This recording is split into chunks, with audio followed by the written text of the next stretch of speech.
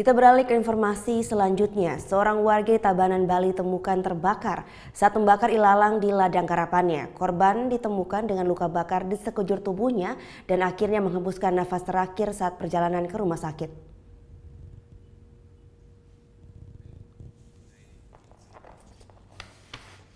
Di lokasi inilah Wayan Suweta usia 60 tahun warga Banjar Taman, Desa Gubuk, Tabanan harus kehilangan nyawanya.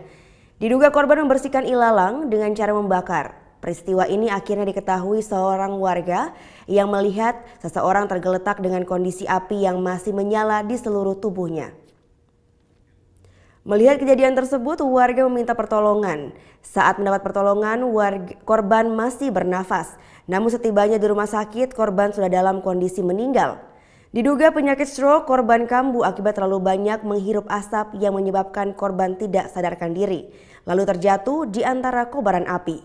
Sementara pihak keluarga korban menganggap peristiwa ini sebagai musibah dan menolak untuk otopsi.